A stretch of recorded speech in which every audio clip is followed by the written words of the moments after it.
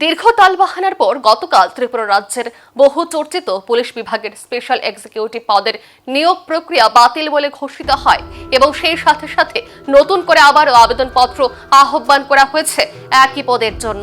স্বাভাবিকভাবেই প্রায় ৬ সহস্রাধিক পোস্টের এই নিয়োগ প্রক্রিয়া বাতিল হয়ে যাওয়ায় পরিপ্রেক্ষিতে ব্যাপক প্রতিক্রিয়া তৈরি হয়। গোটা বিষয় নিয়ে ত্রিপুরা প্রদেশ কংগ্রেসের সভাপতি আশিস কুমার সাহা নিজের প্রতিক্রিয়া দিতে গিয়ে এই বিষয়টা নিয়ে গভীর উষ্মা প্রকাশ করেন।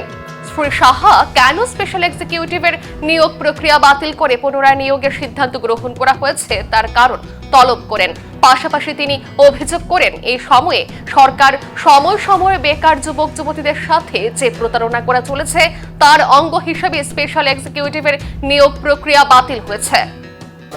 দেখুন, একদম গোড়া থেকে আমরা বলছি যে বর্তমান বিজেপি সরকার এরা বেকার বিরোধী, রাজ্যের যারা শিক্ষিত বেকার তাদেরকে নিয়ে চিড়িমিড়ি খেলা হচ্ছে। ইন্টারভিউ নাটক এই রাজ্যে বারংবার সংগঠিত হচ্ছে। এর আগেও আমরা দেখেছি বিভিন্ন দপ্তরে বিভিন্ন পদে তারা আবেদন জমা দেওয়ার জন্য ঘোষণা দিয়েছেন। ঘোষণা মোতাবেক আবেদন জমা পড়েছে। একটা দীর্ঘ সময় প্রলম্বিত করার পর দেখা যাচ্ছে সেগুলি বাতিল হচ্ছে।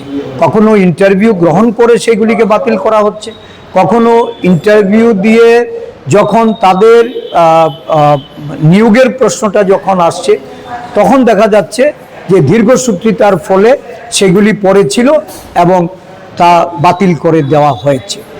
এই স্পেশাল এক্সিকিউটিভ নিয়েও একই ধরনের নাটক মঞ্চস্থ হচ্ছে। আমরা জানতে চাই যে আগে যে আবেদনগুলি জমা পড়েছে এই আবেদনগুলি কেন তারা এটাকে বাস্তবায়ন করেনি, কেন এই আবেদনের ভিত্তিতে নিয়োগ করা হয়নি।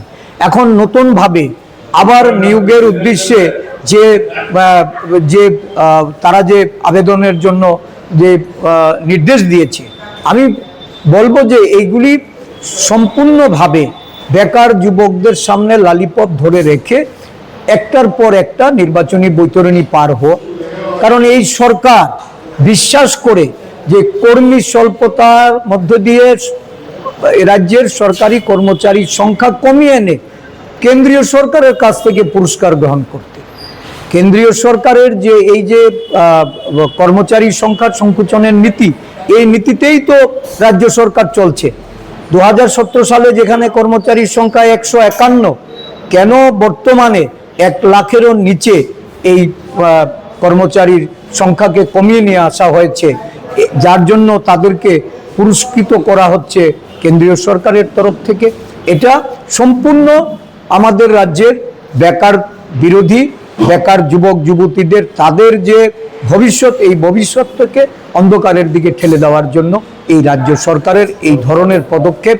আমরা বলবো যে অবিলম্বে কেন এটা পূর্বেকার যে আবেদনগুলি সেইগুলি কেন কনসিডারেশন হলো না, এটা সরকারকে ভেবে দেখতে হবে এবং সেই ক্ষেত্রে যদি কোনো গাফিলতি থাকে, কাদের জন্য গাফিলতি, এটার তদন্ত করে তাদের বিরুদ্ধে ব্যবস্থা গ্রহণ করা।